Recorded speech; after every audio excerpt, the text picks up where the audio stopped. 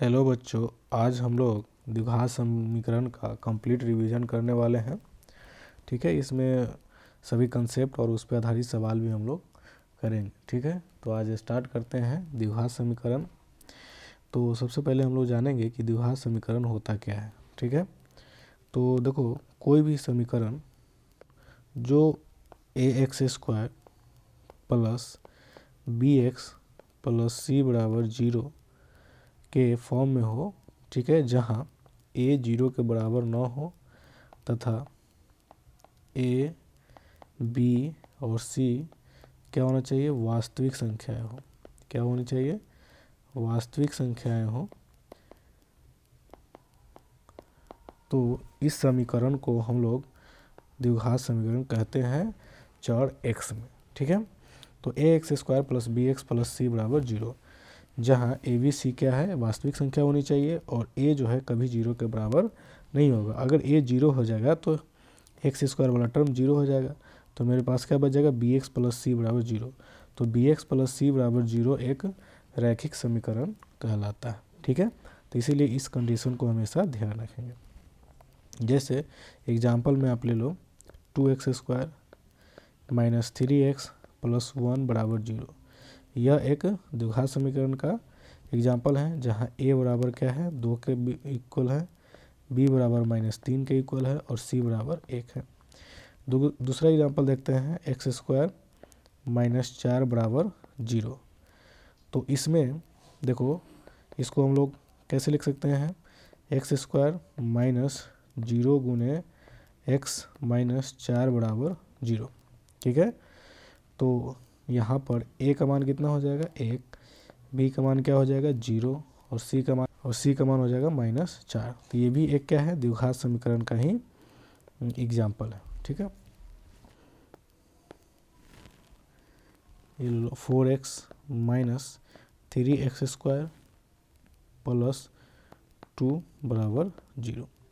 तो इसको यहाँ पर इसको अगर सही से लिखते हैं घात के डिक्रीजिंग ऑर्डर में, ठीक है, घटते क्रम में, तो क्या हो जाएगा, -3x² प्लस 4x प्लस 2 बराबर 0। तो यहाँ पे a का मान कितना हो गया, -3, b का मान 4 और c का मान कितना है, 2। तो ये भी एक द्विघात समीकरण का ही एग्जाम्पल है। तो ये इस फॉर्मेट में जो भी होगा समीकरण, वो सभी हमारा द्विघात समीकरण ही कहलाएगा। ठीक है, अब यहाँ पे देखो कि द्विघात समीकरण का मानक रूप क्या होता है।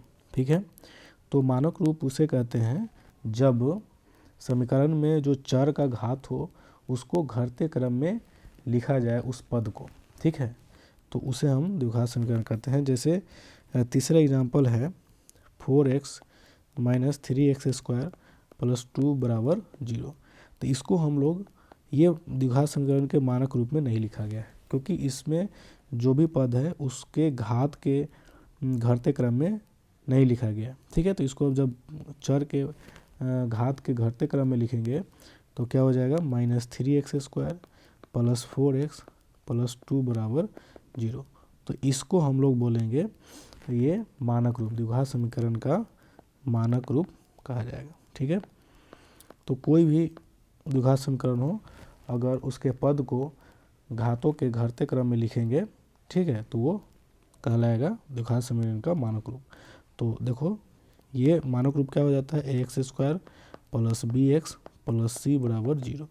यह द्विघात समीकरण का मानक रूप कहलाता है। तो इसको हम क्या लिखेंगे, द्विघात समीकरण का मानक रूप। ठीक है, इसको आप लोग याद रखेंगे। ठीक है, एक चीज़ और इसमें ध्यान दो, ax² plus bx plus c बराबर 0 एक द्विघात समीकरण है जहाँ a 0 के बराबर नहीं हो, a b c एक वास्तविक संख्या है। तो देखो, ax² bx प्लस c क्या है, इसको एक बहुपद है। px में हम मान लेते हैं ax² plus bx plus c एक बहुपद है। तो कौन सा बहुपद है ये, तो ये इसको हम लोग कहते हैं द्विघात बहुपद। ठीक है, द्विघात बहुपद। ठीक है, वैसा बहुपद जिसका चरों का अधिकतम मान क्या हो, अधिकतम चरों का अधिकतम घात 2 हो तो उसे द्विघात बहुपद कहा जाता है। तो ये एक द्विघात बहुपद है। अब बहुपद को अगर हम 0 के बराबर कर दें तो यह क्या हो जाता है, द्विघात समीकरण कहलाता है। ठीक है, तो पी एक्स मान कितना है, a x square plus b x plus c बराबर 0। तो जब हम किसी द्विघात बहुपद को 0 के बराबर करते हैं तो यह हमेशा ये हमें द्विघात समीकरण कहलाता है। ठीक है, तो ये आपको ध्यान रखना है। तो चलिए हम लोग इस पर आधारित एक सवाल देखते हैं कि कहता है कि कौन द्विघात समीकरण है। तो द्विघात समीकरण होने के लिए हमें किस प्रारूप में होना चाहिए, a x square plus b x plus c बराबर 0 के फॉर्मेट में होना चाहिए, जहां ए के बराबर 0 नहीं होना चाहिए। तो देखो पहला ऑप्शन देखते हैं, ऑप्शन ए में ये x प्लस 3 गुने एक्स माइनस 3 बराबर ये एक्स स्क्वायर माइनस 4x की है, तो ये हो जाएगा एक्स स्क्वायर माइनस 3 का स्क्वायर 9। ए प्लस बी गुने ए माइनस बी क्या होता है, ए स्क्वायर माइनस बी स्क्वायर। अब आगे हो गया x square minus 4x Q.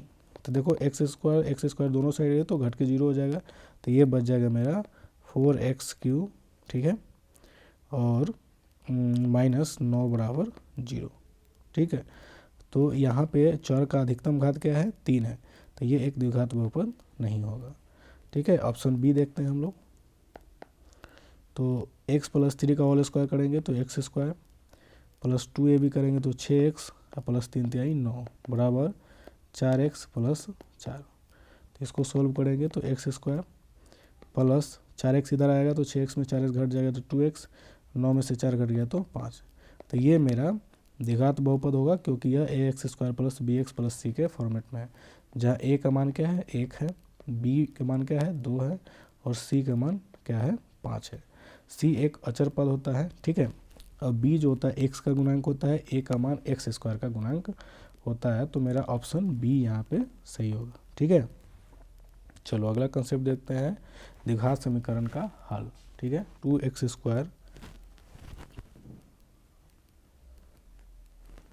2x square minus 3x plus 1 बराबर 0, यह एक द्विघात समीकरण है। यहाँ पर बायां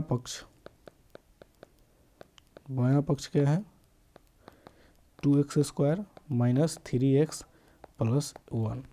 इसमें हम क्या करते हैं, x बराबर 1 पुट करते हैं तो क्या आएगा, 2 गुने 1 का स्क्वायर माइनस 3 गुने 1 प्लस 1। तो ये क्या हो गया, 1 का स्क्वायर करेंगे तो 1, तो 2 में 1 से गुना करेंगे तो 2 माइनस 3 जोड़ 1, तो ये हो जाएगा 3 माइनस 3 बराबर 0। तो बायां पक्ष जो है वह दायां पक्ष के बराबर आ गया।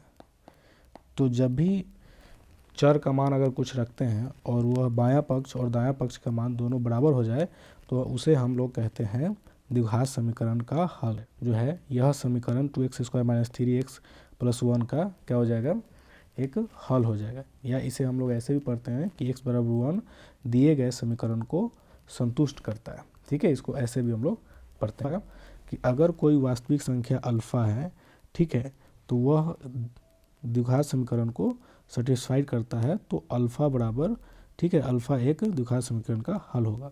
ठीक है, तो अगर x बराबर हम अल्फा ले रहे हैं, अल्फा एक वास्तविक संख्या है, तो हल कब होगा, जब हम लोग a alpha square plus b alpha plus c बराबर क्या होगा, ये 0 होगा, मतलब समीकरण को संतुष्ट करेगा। ठीक है, एक चीज़ और समझते हैं कि देखो ये बायां पक्ष 2x square minus 3x plus 1 है, तो यह एक बहुपद है। तो मान लेते हैं px एक क्या है, 2x square minus 3x plus 1, ये बहुपद है। तो यहाँ पर हम x बराबर 1 पुट किए हैं तो p1 का मान क्या आया है, 0। ठीक है, तो जब हम किसी बहुपद में चर का मान ऐसा रखते हैं कि बहुपद का मान 0 हो जाए तो उस मान को हम लोग कहते हैं बहुपद का शून्य।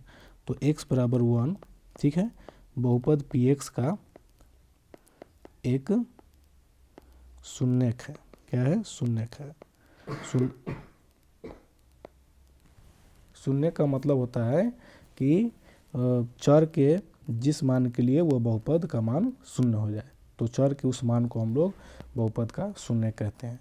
तो द्विघात समीकरण का हल वह उस बहुपद का शून्य के ही बराबर होता है। ठीक है, तो किसी भी द्विघात समीकरण में ये x square plus b x plus c का हल या बहुपद पी एक्स बराबर x square plus b x plus c का शून्यक ठीक है, और इसका हल, दोनों एक ही बात है। ठीक है, इसको आप लोग ध्यान रखेंगे। ठीक है, चलो, तो ये मेरा कंसेप्ट दूसरा हो गया। अब द्विघात समीकरण का हल निकालने का हमें कई तरीके हैं। ठीक है, इसमें हम लोग तीन तरीका पढ़ेंगे। ठीक है, पहला तरीका हम लोग पढ़ेंगे, ठीक है, गुणनखंड विधि पढ़ेंगे। दूसरा हम लोग पढ़ेंगे पूर्ण वर्ग बनाकर। ठीक है, तीसरा हम लोग हल निकालेंगे द्विघाती सूत्र से। ठीक है, या इसे हम लोग श्रीधराचार्य सूत्र भी बोलते हैं। तो ये तीन तरीका है हमें द्विघात समीकरण का हल निकालने का। ठीक है, तो पहला तरीका है, देखो, द्विघात गुणनखंड द्वारा द्विघात समीकरण का हल निकालना। तो ये दो इक्वेशन दिए हुए हैं समीकरण का, द्विघात समीकरण का। अब इसको हम लोग गुणनखंड विधि से कैसे सॉल्व करेंगे उसको सीखते हैं। ठीक है, तो चलो यहाँ पे ध्यान दो। ये पहला इक्वेशन में समीकरण में दिया हुआ है x square minus 3x minus 10 बराबर 0। ठीक है, तो इसमें गुणनखंड विधि में क्या करते हैं कि जो मिडिल टर्म होता है, मतलब मध्य का जो टर्म है, उसको इस तरीक़ा से दो पद में अलग करते हैं, उसको विभक्त करते हैं कि उस दोनों पद को गुणा करने के बाद ये फर्स्ट पद और लास्ट पद को गुणा करने के बाद दोनों का मान बराबर होना चाहिए। ठीक है, तो देखो, फर्स्ट पद और लास्ट पद को गुणा करेंगे तो क्या होगा, एक्स स्क्वायर गुने माइनस 10 बराबर हो जाएगा माइनस 10 एक्स स्क्वायर। ठीक है, तब इसको ब्रेक करने के लिए हमें क्या करना होगा, इसका हमें 10 का इस टर्म का गुणनखंड निकालना होगा। अब जितने गुणनखंड होगा उसको हम लोग जोड़ या घटा कर देखेंगे, जिसमें माइनस 3x आ जाएगा वही उस मिडल टर्म का ब्रेक हो जाएगा। तो देखो, माइनस 10 एक्स स्क्वायर को क्या लिख सकते हैं, तो पहला गुणनखंड हम लोग लिख सकते हैं कि माइनस 5x गुने 2x। ठीक है, दूसरा गुणनखंड हम लोग क्या लिख सकते हैं कि 5x गुने माइनस 2x। तीसरा गुणनखंड लिख सकते हैं x गुने माइनस 10x। ठीक है, चौथा गुणनखंड लिख सकते हैं माइनस x गुने 10x। इस चारों को गुणा करने के बाद ये माइनस 10x स्क्वायर ही आएगा। लेकिन हमें ऐसा गुणनखंड लेना है कि जिसको जोड़ने या घटाने पे हमें माइनस 3x आ जाए। तो देखो, माइनस पहला देखते हैं, माइनस 5x और 2x है, तो इस दोनों को जोड़ो, माइनस 5x प्लस 2x को जोड़ेंगे तो क्या आ गया, माइनस 3x आ गया। तो इसका मतलब हम इसी पद में माइनस 3x को डिवाइड करेंगे।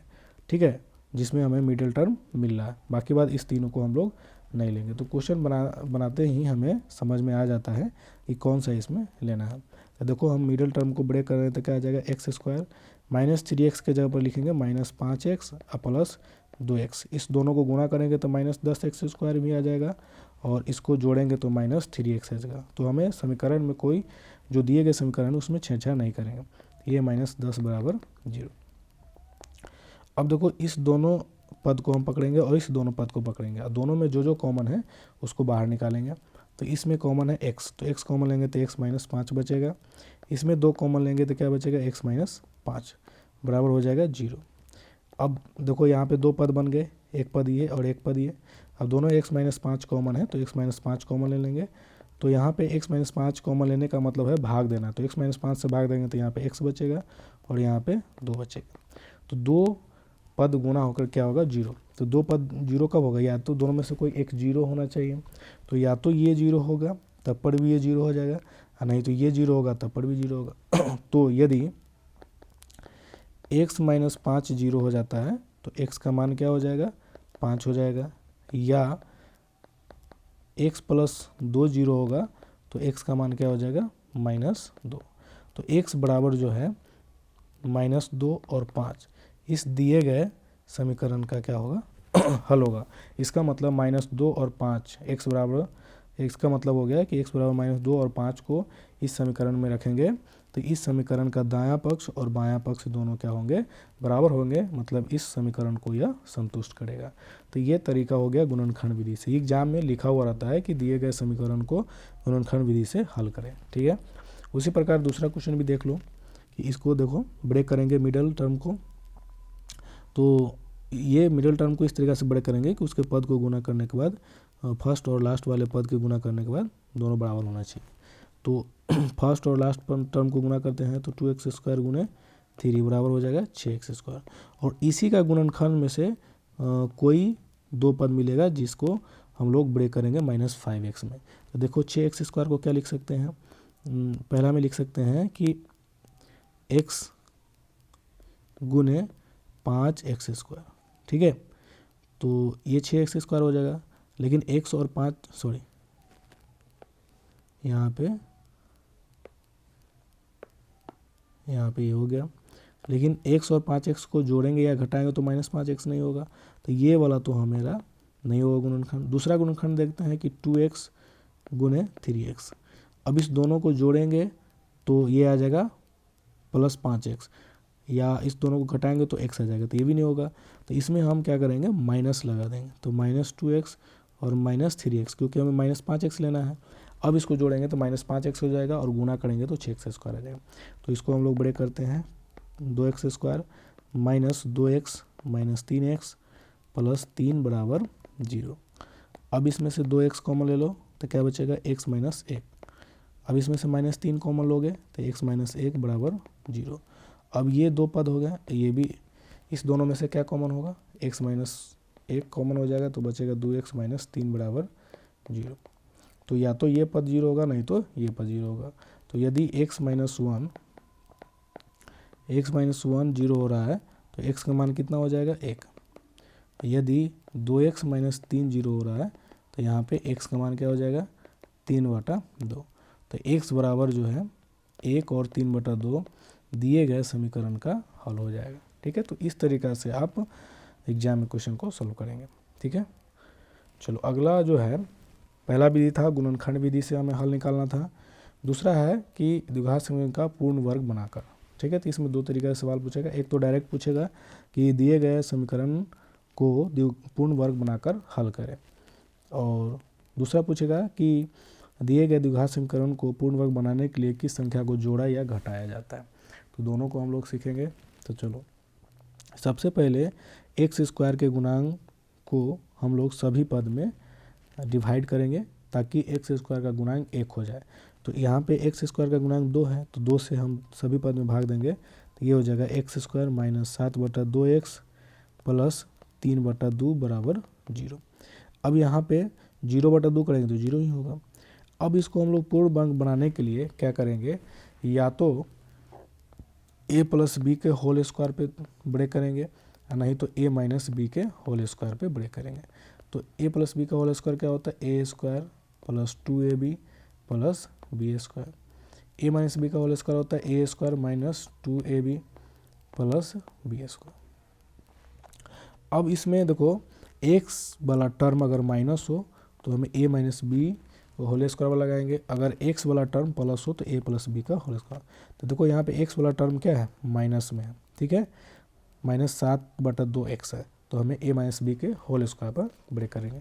अब यहाँ पे हमें b निकालना होता है, तो b कैसे निकालेंगे, तो देखो a² - 2ab होता है, तो 2 हम अपने मन से गुना करते हैं, ठीक है, क्योंकि 2ab हमें लाना है, तो 2 से हम गुना किए अपने मन से, ठीक है, तो 2 से हम भाग भी देंगे। तो 2 के बाद a आता है तो a के जगह पर x है, और b के जगह पे क्या होगा, तो 7/2 तो पहले से ही है, और 2 से हम गुना किए तो 2 से भाग भी कर देते हैं, अब + 3/2 बराबर 0। अब क्या हो जाएगा, देखो x² - 2a, b के जगह पर क्या हो जाएगा 7/4। अब यहाँ पे b² हमें लाना है, तो b² क्या करेंगे, नहीं है टर्म में, तो b² जोड़ेंगे और घटा देंगे ताकि हमें समीकरण पे कोई फ़र्क ना हो, चेंज ना आए। तो b के जगह पर 7/4 है, तो 7/4 का होल स्क्वायर - 7/4 का होल स्क्वायर, प्लस 3/2 बराबर 0। तो ये क्या हो गया देखो, ये a square plus minus 2ab plus b square, तो ये हो गया a माइनस बी का होल स्क्वायर। अब इधर हो जाएगा माइनस 7 का स्क्वायर 49, 4 का स्क्वायर 16 प्लस 3/2 बराबर 0। तो हमें पूर्ण वर्ग बनाने के लिए किसको जोड़ना और घटाना पड़ा है, तो माइनस 49/16 को। ये एग्जाम में पूछता है ऑब्जेक्टिव में। अब देखो इसको क्या करेंगे, x माइनस 7/4 का होल स्क्वायर, उधर जाएगा तो 49/16 माइनस 3/2। अब इसको सोल्व करोगे तो क्या आएगा, 16 एलसीएम होगा तो ये 49 हो जाएगा। 2 में 16 से भाग देंगे तो 8 8 3 24, तो ये घट के कितना हो जाएगा 25/16। तो इसका मान हो गया x माइनस 7/4 का होल स्क्वायर का मान हो गया 25/16। तो यहाँ पे x माइनस 7/4 का मान क्या हो जाएगा, देखो इधर स्क्वायर है तो उधर जाएगा तो स्क्वायर रूट हो जाएगा, तो प्लस माइनस 25/16। ठीक है, तो इसका मान क्या होगा, देखो x बराबर 7/4 प्लस माइनस 25 का स्क्वायर रूट कितना, 5, 16 का 4। तो एक बार हम प्लस का मान लेंगे और एक बार माइनस का लेंगे। तो x बराबर देखो 7/4 प्लस 5/4, तो ये हो जाएगा 12/4, कट के 3 हो जाएगा। एक बार माइनस लेंगे तो 7/4 माइनस 5/4, तो कट के हो जाएगा 2/4, ये कट के 1/2 हो जाएगा। तो x बराबर 1/2 और 3 इस समीकरण का हल कहलाएंगे। तो ये पूर्ण वर्ग बनाकर निकालने की विधि है। ठीक है, तो आप एग्जाम में ये 2 क्वेश्चन पूछे जाते हैं, तो इसको ध्यान रखना। ठीक है, इस पे आधारित एक और सवाल देखते हैं हम लोग। यहाँ पे द्विघात समीकरण दिया हुआ है 3x² माइनस 5x प्लस 2 बराबर 0। अब यहाँ पे x² का गुणांक 1 रखना है तो हमें 3 से भाग देना होगा, तो x² माइनस 5/3x प्लस 2/3 बराबर 0। अब इसमें हमें इसे a माइनस बी का होल स्क्वायर पे, क्योंकि x वाला टर्म माइनस है यहाँ पे, तो यह हो जाएगा x² माइनस 2 से गुना किए हैं, a के जगह पर x है 2a, b के जगह पर क्या हो जाएगा 5/3 तो पहले से ही है, 2 से गुना किए हैं तो 2 से भाग भी कर दिए हैं ताकि कट के 5/3x ही हो जाए, प्लस ठीक है b के जगह पर कितना है 5/6 हो जाएगा। तो 5/6 को हम का होल स्क्वायर जोड़ेंगे, आप फिर माइनस कर देंगे 5/6 का होल स्क्वायर, और ये लास्ट में 2/3 पहले से ही है तो ये 0 के बराबर हो जाएगा। ठीक है, तो ये आ जाएगा a माइनस बी का होल स्क्वायर, माइनस 5 का स्क्वायर 25 और 6 का स्क्वायर 36 प्लस 2/3 बराबर 0। तो यहाँ पे क्या हो जाएगा देखो, तो x माइनस 5/6 का होल स्क्वायर बराबर ये हो जाएगा 25/36 माइनस 2/3। अब एलसीएम लोगे तो क्या हो जाएगा 36 ही होगा, तो यहाँ पे 25 माइनस 3 से 36 में भाग दोगे तो 12, 12 दूना 24, तो ये घट के 1/36। तो इसका मतलब ये हो गया कि x माइनस 5/6 का होल स्क्वायर बराबर 1/36। तो ये हो गया x माइनस 5/6 बराबर प्लस माइनस रूट अंडर 1/36।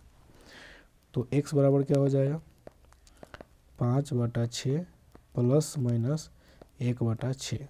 ठीक है, तो एक बार हम लोग क्या लेंगे प्लस, एक बार माइनस लेंगे, तो x बराबर क्या हो जाएगा 5/6 प्लस 1/6, तो ये होगा 6/6, तो कट कर 1 हो गया, और दूसरा हो गया x बराबर 5/6 माइनस 1/6, तो ये घटकर 4/6 हो जाएगा, तो काटेंगे तो 2 से 2/3 बचेगा।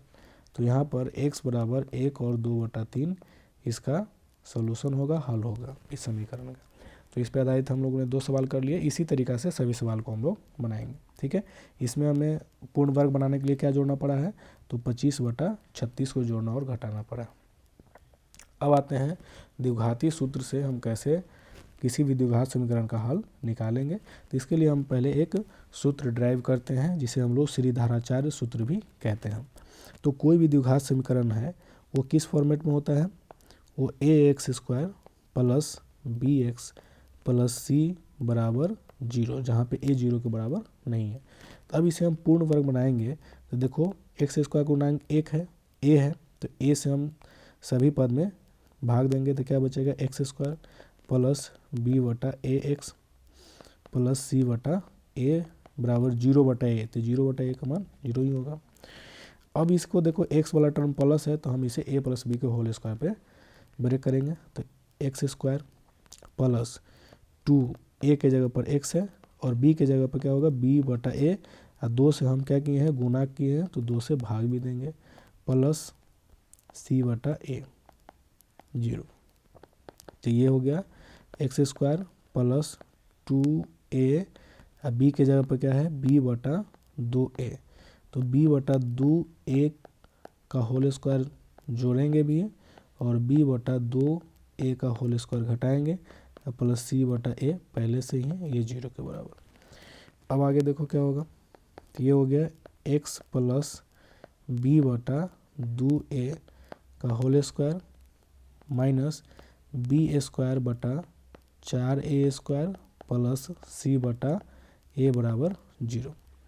अब आगे क्या हो जाएगा देखो x प्लस b/2a का होल स्क्वायर, अब उसको हम समीकरण के दाएं साइड ले जाएंगे तो क्या हो जाएगा b² / 4a² माइनस c/a। जब हम साइड चेंज करते हैं तो चिन्ह भी चेंज हो जाता है। अब हम इसका एलसीएम लेंगे तो 4a² हो जाएगा, तो यहाँ पे होगा b² माइनस a से यहाँ पे भाग देंगे तो 4a होगा, तो 4a में c से गुना करेंगे तो 4ac, तो यहाँ पे हो जाएगा x प्लस b/2a का होल स्क्वायर बराबर b² माइनस 4ac/4a²।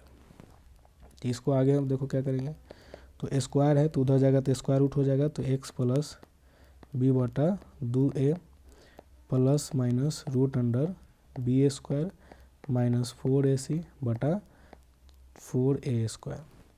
तो ये क्या हो जाएगा देखो, तो x बराबर प्लस b/2a उधर जाएगा तो माइनस b/2a प्लस और माइनस ये हो जाएगा root under b² minus 4ac/4a² square root से बाहर निकलेगा तो 2a हो जाएगा।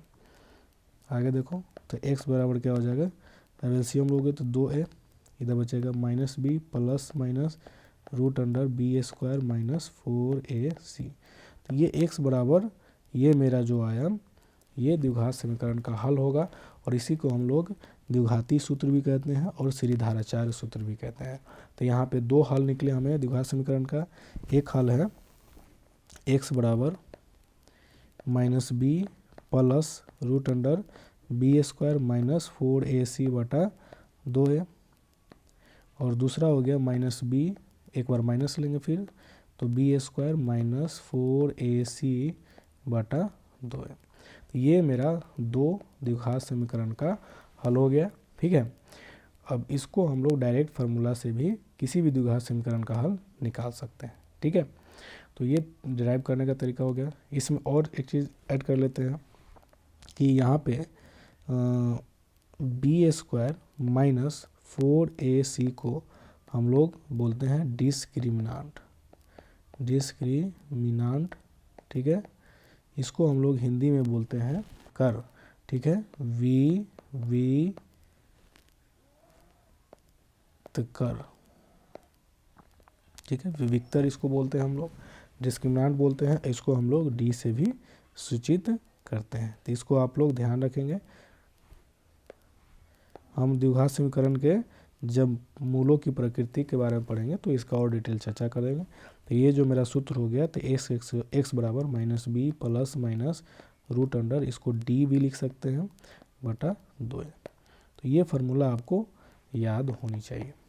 चलो इस पर आधारित हम सवाल देखते हैं क्या कहता है। द्विघात सूत्र का प्रयोग करके दिए गए समीकरण का हमें मूल निकालना है। तो देखो ये समीकरण है x² माइनस 3x प्लस 1 बराबर 0। तो यहाँ पे जब हम ax² plus bx plus c बराबर 0 समीकरण से हम क्या करेंगे कंपेयर करेंगे, तो a का मान क्या हो जाएगा 1, b का मान -3 और c का मान 1 हो गया।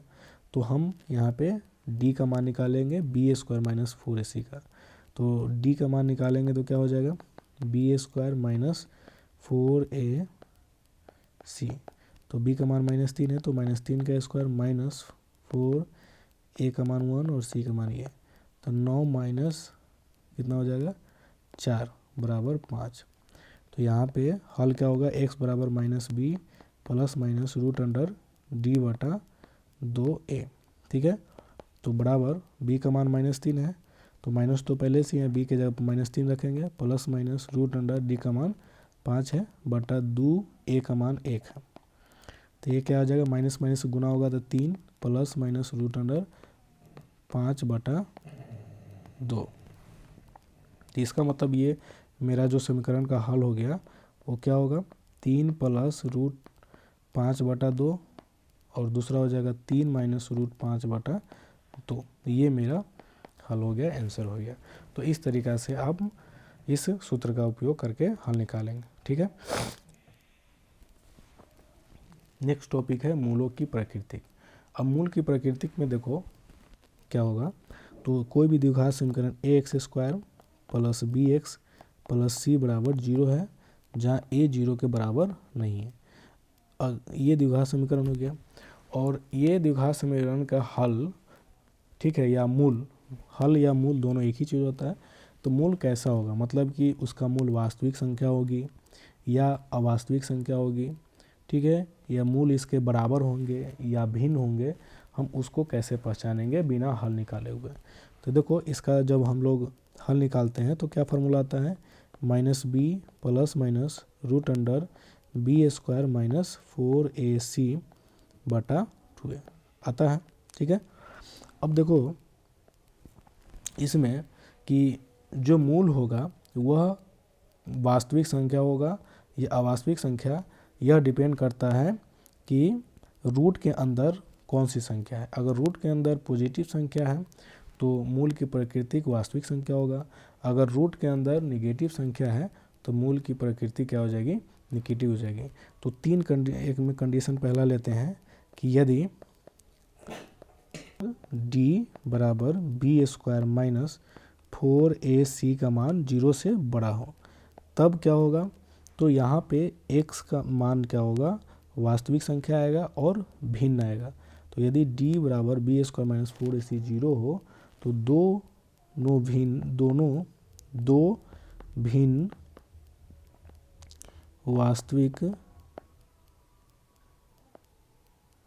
वास्तविक मूल होंगे। ठीक है, ये हो गया पहला कंडीशन।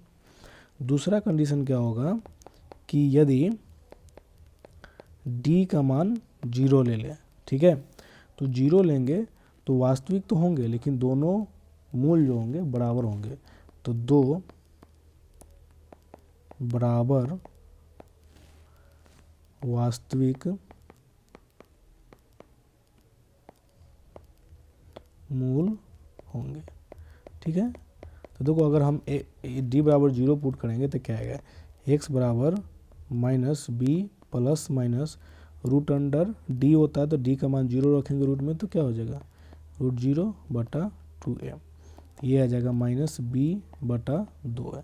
तो ये x का दो यहाँ पे सॉल्यूशन, देखो द्विघात समीकरण में मैक्सिमम 2 सॉल्यूशन होंगे क्योंकि अधिकतम चरों का घात कितना है होंगे या मूल होंगे, वो मैक्सिमम 2 हो सकते हैं। 2 से ज़्यादा इसके हल नहीं होंगे, कम से कम 1 होगा, ठीक है, अधिक से अधिक 2 होगा, कम से कम 0 होगा, अधिक से अधिक 2 होगा। ठीक है, तो यहाँ पे जो हल आया, मूल आया -b बटा 2 है। तो दोनों जो इसका हल होंगे वो दोनों बराबर ही होंगे, दोनों का मूल क्या होंगे, बराबर ही हो जाएंगे। तो एक -b बटा 2 होगा और दूसरा भी -b बटा 2 होगा क्योंकि द्विघात समीकरण में हल 2 होते हैं। तो इसके हल हो गए x बराबर -b बटा 2 है। ठीक है, ये आपको ध्यान रखना है, और दोनों समान ही होंगे, दोनों बराबर ही होंगे। ठीक, और तीसरा कंडीशन आता है कि यदि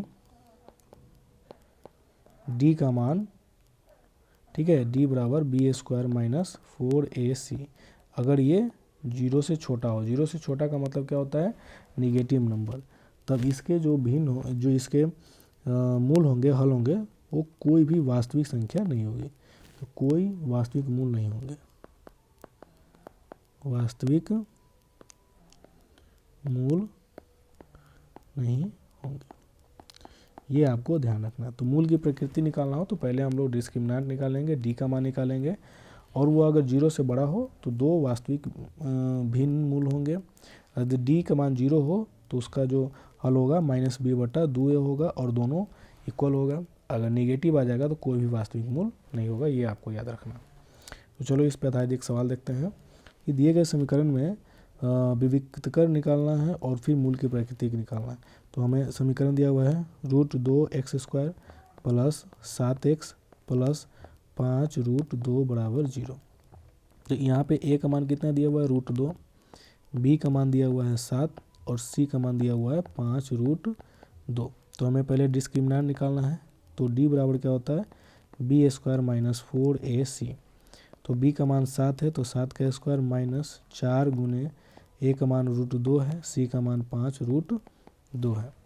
तो 7 का स्क्वायर क्या हो गया 49, माइनस 4 से 5 में गुना करेंगे तो क्या होगा 20, √2 में गुना होगा तो 2, तो 20 दूना 40।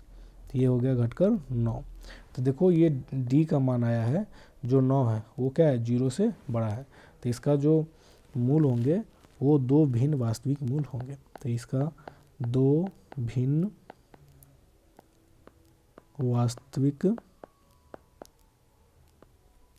मूल होंगे। ठीक है, इसको आप ऐसे निकाल सकते हैं। तो मेरा ये आंसर हो गया। ये मूल की प्रकृति हो गई और ये विविक्तर का मान हो गया। अब देखो यहाँ पे इस तरीके के सवाल को दिया हुआ है कि निम्न द्विघात समीकरणों के मूल यदि उनका अस्तित्व हो तो द्विघात सूत्र का प्रयोग करके ज्ञात कीजिए। अस्तित्व का मतलब हो गया कि अगर वास्तविक हो तो उसका हम लोग द्विघात सूत्र करके प्रयोग करके निकालेंगे।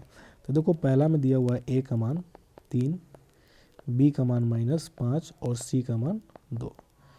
तो इसका वास्तविक हल होगा कि नहीं होगा पहले हम इसके लिए डिस्क्रिमिनेंट निकालते हैं। तो d का मान क्या हो जाएगा b² - 4ac। तो b का मान -5 है तो -5 का स्क्वायर करेंगे, -4 गुने a का मान 3 है और c का मान 2 है।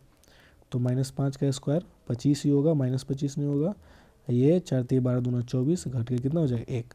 तो ये 0 से बड़ा है तो इसके दो भिन्न वास्तविक मूल होंगे। तो मूल निकालने का हम द्विघात सूत्र का प्रयोग करेंगे। तो x बराबर -b होता है तो -b + -√d/2a। ठीक है, तो b के जगह पर -5 है तो माइनस तो पहले से ही है, -5 b के जगह पर होगा, +√d का मान 1 है, a का मान क्या है 3। तो ये हो जाएगा minus minus plus, plus minus √1 का मान 1 होता है बटा 6। तो देखो x बार अगर हम एक बार प्लस लेते एक बार माइनस लेंगे तो 5 + 1/6 और दूसरा हो जाएगा 5 - 1/6। तो ये हो जाएगा 6/6 कट और ये हो जाएगा 4/6। तो कट के 1 और 2/3 मेरा हल हो गया। ठीक है, ये तो हो गया पहला। दूसरा देखते हैं, यहाँ पे a का मान क्या है 1 है, b का मान 4 है और c का मान 5 है। तो डिस्क्रिमिनेंट का मान क्या होगा d का मान b² - 4ac। तो b का मान 4 है तो 4 का स्क्वायर -4 गुने a का मान 1 है और c का मान 5 है। तो 4 × 4 = 16 -20। तो ये घट के क्या हो जाएगा -4 जो कि 0 से छोटा है। तो जब d का मान नेगेटिव होता है तो इसके कोई भी वास्तविक हल नहीं होंगे। तो ये इसका अस्तित्व भी नहीं है तो इसका कोई भी हल नहीं होगा। ठीक है, हम लोग अब तीसरा देखते हैं। a का मान कितना दिया है 2, b का मान है -2√2 और c का मान दिया हुआ 1। तो d का मान क्या हो जाएगा b²। ठीक है, तो b के जगह पर -2√2 है का स्क्वायर -4, a का मान 2 है, c का मान 1 है। तो देखो माइनस का स्क्वायर तो प्लस हो जाता है, 2 का स्क्वायर 4 और √2 का स्क्वायर 2, तो 4 दूना 8 माइनस 4 दूना 8 घट के क्या हो जाएगा 0। तो जब 0 हो गया तो इसके दो बराबर वास्तविक मूल होंगे। तो उस समय हम क्या निकाले x बराबर -b/2a इसका हल होगा।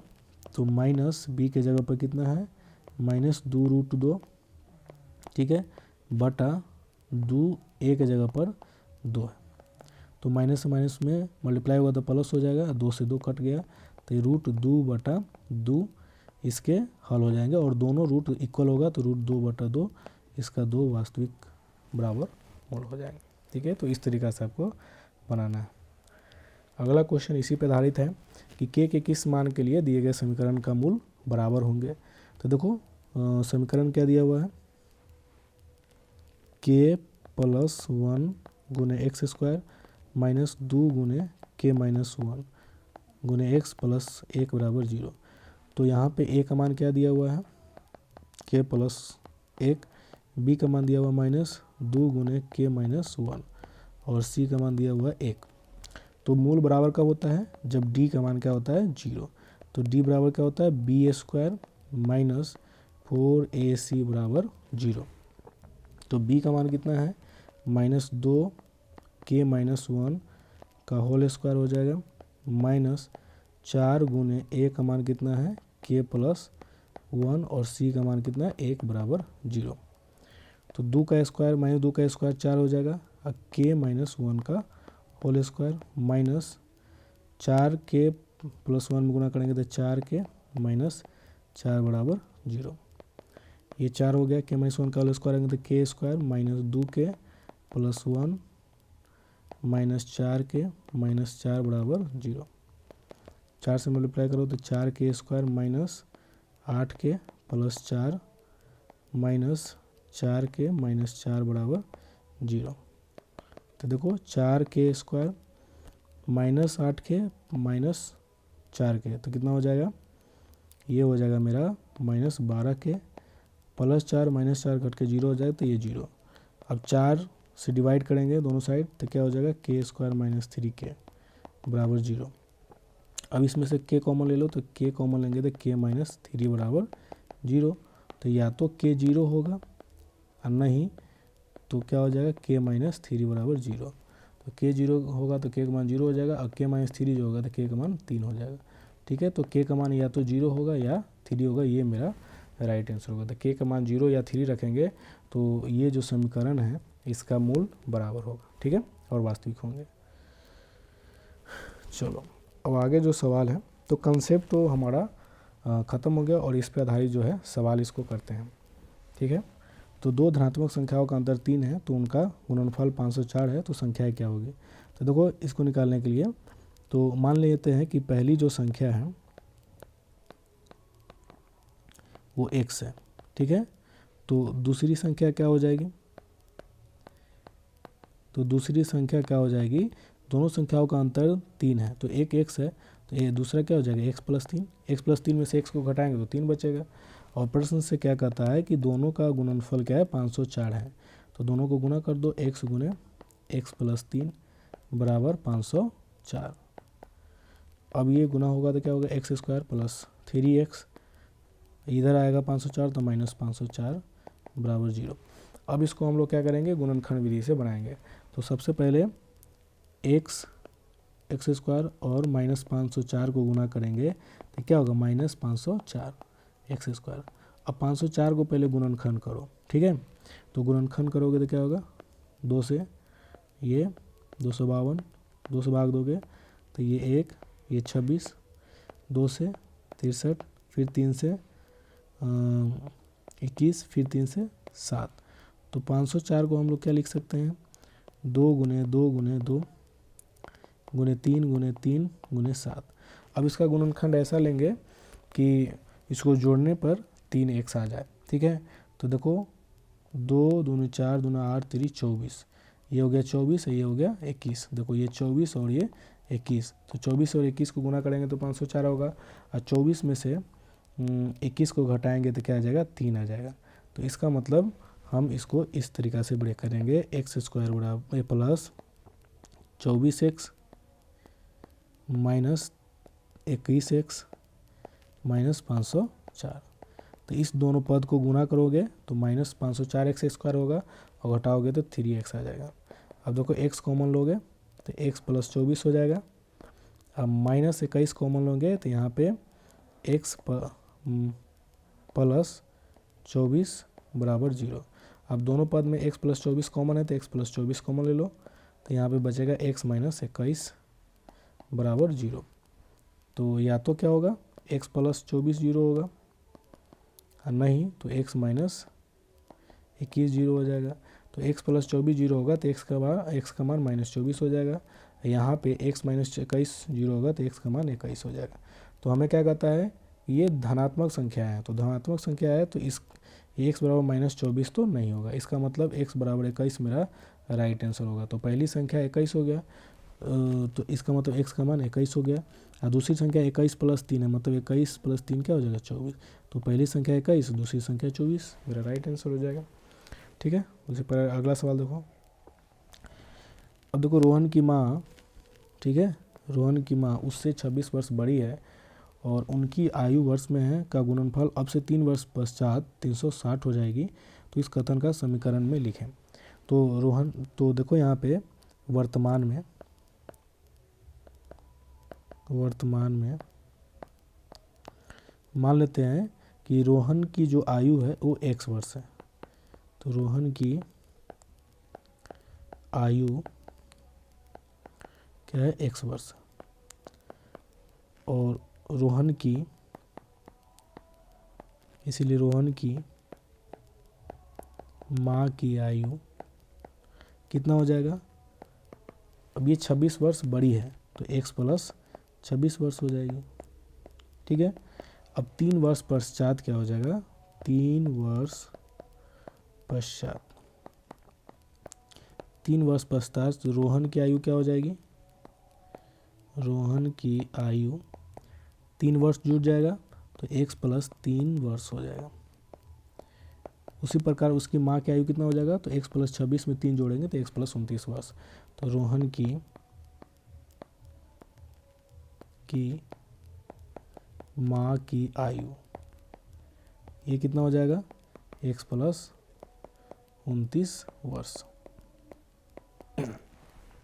अब प्रश्न से कहता है कि 3 वर्ष बाद जो आयु होगा उसका गुणनफल 360 होगा। तो देखो प्रश्न से गुना कर दो, x प्लस 3 गुने x प्लस 29 बराबर 360 हो गया।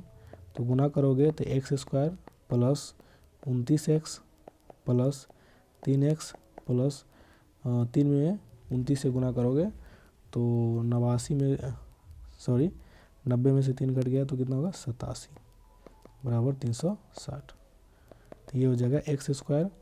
अब इसको जोड़ोगे तो ये 32x प्लस 87 माइनस 360 बराबर 0।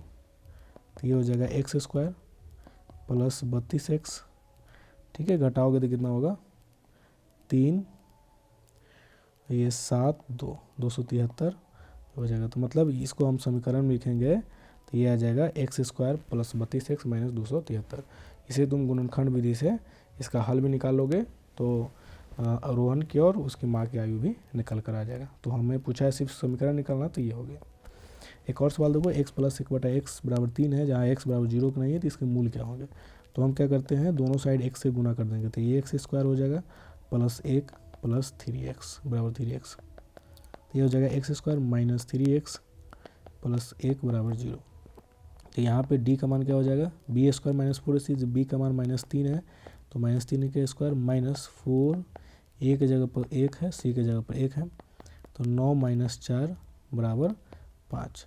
तो यहाँ पे क्या हो जाएगा, जो हल हो जाएगा x बराबर माइनस b, तो माइनस b के जगह पर कितना है, हमें माइनस 3 है तो minus 3 plus minus root under d होता है तो d का मान 5 है, 2a का मान 1 है, तो प्लस माइनस माइनस प्लस तो plus 3 plus minus root under 5/2, ये मेरा हल हो गया। ठीक है, इसको ऐसे भी लिख सकते हैं कि x बराबर 3 प्लस रूट 5/2 और 3 माइनस रूट 5/2, ये मेरा हल हो गया।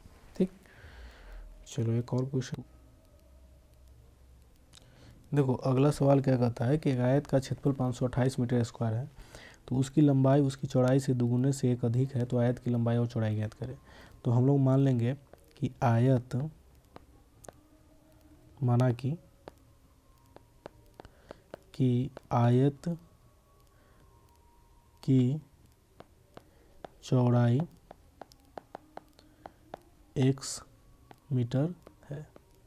ठीक है, तो चौड़ाई x मीटर है तो लंबाई क्या हो जाएगी, तो लंबाई क्या हो जाएगी, इसके दुगुने से एक अधिक है तो इसका दुगुना करेंगे तो 2x हो जाएगा, एक अधिक है तो जोड़ देंगे तो ये मीटर हो जाएगा। और प्रश्न से क्या कहता है कि जो एरिया है, क्षेत्रफल है, वो 528 मीटर स्क्वायर है। और एरिया बराबर क्या होता है, लंबाई गुने चौड़ाई, तो लंबाई गुने चौड़ाई करेंगे तो x गुने 2x + 1 बराबर क्या हो जाएगा 528। अब इसको गुना करोगे तो 2x² + x - 528 बराबर 0। अब फर्स्ट इंटू लास्ट करोगे तो क्या हो जाएगा, देखो अब 528 को गुना करोगे, देखो गुणनखंड निकालोगे 528 को, तो ये 2 से भाग दोगे तो 26 4 264, 2 के तो 132, 2 से करोगे तो 66, 2 से 33, फिर 3 से 11। तो 528 को क्या लिख सकते हो कि 2 गुने 2 गुने 2 गुने 2 गुने 3 गुने 11, तो 11 तिहाई 33, इसको गुना करोगे तो क्या हो जाएगा 16। ठीक है, अब ये फर्स्ट इंटू लास्ट करोगे तो ये 2 भी आएगा, तो 2 होगा तो 2 से गुना होगा तो ये 16 दूना 32, तो ये 32 और ये हो गया 33, दोनों को डिफरेंस करेंगे तो ये x आ जाएगा, तो ये आ जाएगा 2x² प्लस यहाँ पे 33 होगा 33x माइनस 32x माइनस 528 बराबर 0। तो देखो यहाँ पे x कॉमन है तो यहाँ पे x कॉमन लोगे तो 2x प्लस 33 बचेगा, यहाँ हम लोग 16 कॉमन लेंगे तो ये हो जाएगा 2x प्लस 33 बराबर 0। अब ये हो जाएगा 2x प्लस 33 कॉमन हो जाएगा तो यहाँ पे बचेगा x माइनस 16 बराबर 0। तो देखो इसको 0 के बराबर करेंगे तो x का मान नेगेटिव आएगा, तो लंबाई चौड़ाई कभी भी नेगेटिव नहीं होता है, तो यहाँ पे x माइनस 16 बराबर ही 0 होगा, तो x बराबर क्या हो जाएगा 16। तो x बराबर क्या माना हम लोगों ने, चौड़ाई, तो यहाँ पे चौड़ाई किसके बराबर हो जाएगा 16 मीटर के। अब इसको जो है लंबाई क्या हो जाएगा, दुगुने से एक अधिक, तो 16 का दुगुना करेंगे तो 32 से एक जोड़ेंगे तो 33 मीटर हो जाएगा। तो ये मेरा लंबाई और चौड़ाई निकल के आ जाएगा। ठीक है, एक और सवाल है, देख लो कि कहता है कि एक रेलगाड़ी जो है 360 किलोमीटर दूरी एक समान चाल से तय करती है। यदि गाड़ी की चाल 5 किलोमीटर बढ़ जाए, 5 किलोमीटर पर आवर अधिक होती है तो 1 घंटा कम समय लगता है। तो गाड़ी की देखो जब चाल बढ़ाते हैं तो समय कम लगता है। तो देखो पहली स्थिति में क्या है कि दूरी जो हमें दी हुई है 360 किलोमीटर है पहली स्थिति में, और इसमें समय हमें मालूम नहीं है, तो मान लेते हैं कि इसकी जो शुरुआती चाल है वो x किलोमीटर पर आवर से है। तो ये समय कितना लेगा, तो इसमें पहला समय जो ले रहा है तो समय बराबर दूरी बटा चाल होता है। तो दूरी कितना है 360 है और चाल है x और ये घंटा। ठीक है, तो पहली स्थिति, ये मेरी पहली स्थिति है। ठीक है, अब दूसरी स्थिति में देखो, दूसरी स्थिति में कि इसकी चाल चेंज हो जाती है, तो नई चाल क्या हो जाएगी 5 किलोमीटर पर आवर से बढ़ जाता है, तो ये x plus 5 kilometre per hour हो गया। और दूरी सेम है, दूरी हमको उतना ही चलना है 360 किलोमीटर, तो इसमें कितना समय लगेगा, तो समय इसमें लगेगा दूरी बटा चाल, तो दूरी 360 ही है और चाल कितना है x प्लस 5, तो ये इतना घंटा हो गया। ठीक है, तो अब हमें प्रश्न से क्या कहता है कि इसमें जो है इससे ये 1 घंटा कम लेता है, स्वाभाविक है कि स्पीड बढ़ेगा तो समय कम लगेगा, तो इसका मतलब 360 बटा x माइनस 360 बटा x प्लस 5 का डिफरेंस 1 घंटा होगा। ठीक है, अब देखो 360 कॉमन ले लेंगे तो क्या बचेगा 1 बटा x माइनस 1 बटा x प्लस 5 बराबर 1, तो 360 गुने ये हो जाएगा x प्लस 5 माइनस x बटा x गुने x प्लस 5 बराबर 1, तो ये हो जाएगा 360, x में से x घट गया तो 5 बचेगा, सो x में और ये 5 बचा और गुना करेंगे तो x² प्लस 5x बराबर 1, तो ये हो जाएगा x² प्लस 5x, अब माइनस इसको गुना करेंगे तो 0 और 6 पंचे 30, 5 15, 8, तो ये हो जाएगा 0। ठीक है, अब इसको हमें ब्रेक करना है 1800 को, तो 1800 को ब्रेक करोगे तो क्या हो जाएगा, देखो ये 18 को गुना करोगे तो ये हो जाएगा 90 गुने 20। ठीक है, फिर 90 को करोगे तो 45 गुने 2 गुने 20, तो यहाँ पे 45 गुने 40, और 45 और 40 को डिफरेंस क्या होता है 5, तो ये आ गया मेरा x square plus 45x minus 40x minus 1800 बराबर 0।